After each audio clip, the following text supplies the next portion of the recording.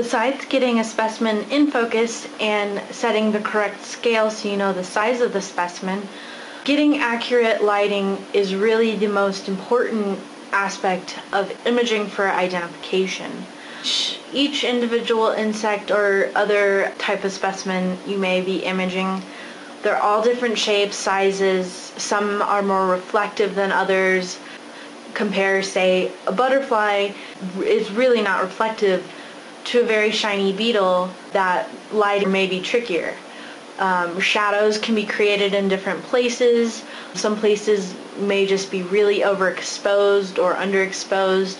So knowing how to adjust lighting and techniques of highlighting what you want on your specimen is really important.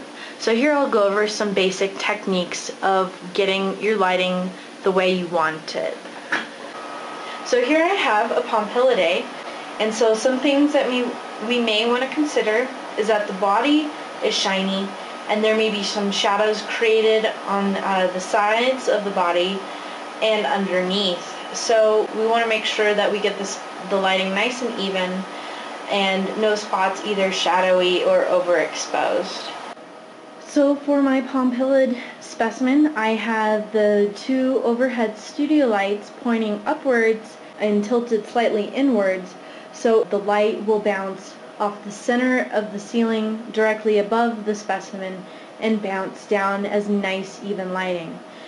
So the light traveling from these studio lights is conical, and so if you have a surface for the light to bounce off quite close to it, that cone of light is going to be much narrower than, say, about 6 feet above, hitting the ceiling, and when it bounces back, that cone of light is very wide, and so you'll have very even lighting. You could compare this to, say, a flashlight being pointed to a wall only maybe a foot away. You're going to have a very narrow area of light that's intense and concentrated in a small circle.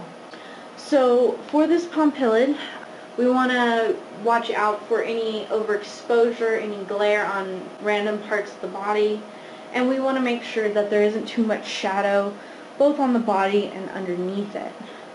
Typically, when I start out imaging pretty much any specimen, it doesn't matter the size or the shape or the reflectivity, I like to have the lights hitting the ceiling up and have them as symmetric as possible. So here's an example of some maybe not the best lighting choice. The studio light on the right is facing the wall right next to it, so it only has about 1.5 feet before it's bouncing back on the specimen, as compared to the studio light on the left, which is facing upwards. And when it comes down, it'll be that nice even lighting. So the problem with the light on the right is it's bouncing closely towards the specimen and then closely back, and so one of the sides of the specimen is going to be much brighter than the other because it's getting, the side closest to the wall is getting much more light than the other side. So instead of having the lights asymmetrical, where one side's getting a lot more lighting intensity than the other,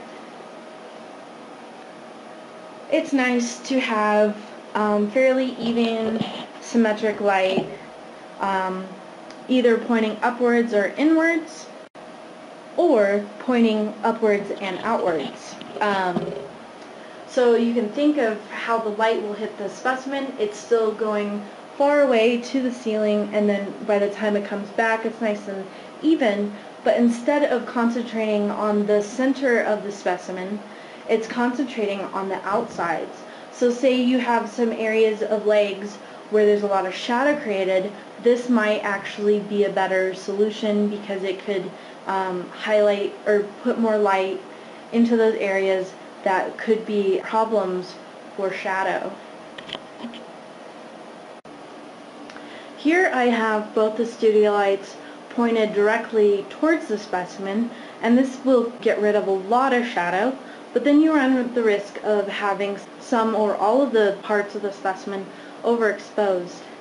One good thing about this is it can get rid of shadow underneath the specimen, but usually when you have this direct light right on the specimen, that light doesn't have anywhere to bounce off of before it comes back to the specimen. It's going straight towards the specimen, which seems rather obvious, but sometimes that lighting can be really harsh, and no matter how low the intensity of that light is, you may have unrealistically harsh lighting on the specimen.